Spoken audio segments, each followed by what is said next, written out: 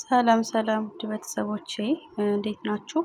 ዛሬ ደግሞ ኬክ እንሰራለን። ቀለል ያለ ነው። ቀለል ለፍጥነት የተዘጋጀ ነው። 2 እንቁላል 3 ነው የሚያስፈልገው፣ ግን እኔ 2 ነው የተጠቀምኩት። ዘይት እና ግማሽ ብርጭቆ ውሃ ነው የሚያስፈልገው።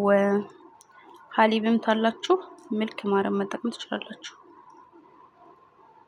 ከዛ ይሄ ነው የምንጠቀመው። ቀለል ያለ ነው። የሆነ ለፍጥነት ትንፈልግ ምናምን ቶሎ ለፍጥነት ይረዳናል ማለት ነው።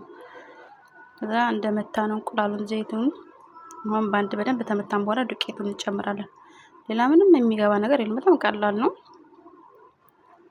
ተጨመርን በኋላ በደንብ ሚክስ እናደርገዋለን።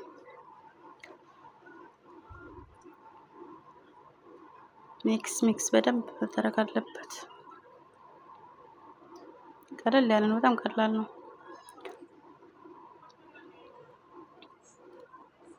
እንደስተጨረስን በኋላ ኦቨናችንን 240 ላይ አድርገን በደንብ እናሞቀዋለን፣ ቶሎ እንዲበስልልን ማለት ነው። 240 ላይ እናደርጋለን። ከዛ እንደዚህ ታደርግን በኋላ ዝግጁ ሆኗል። ከዛ ወደዚህ እንገለብጣለን።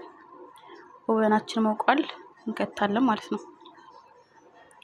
ይሄው ጨረስን ማለት ነው። ይሄን ይመስላል። በጣም ነው በቃ ፍጥነት አለው። ኬካችን እንደዚህ ነው። ወደዳችሁ ተስፋ አደርጋለሁ። በጣም ቀላል ነገር ስለሆነ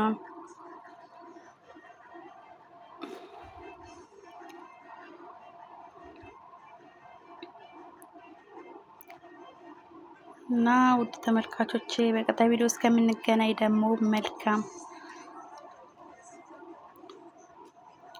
ደህና ሁኑልኝ።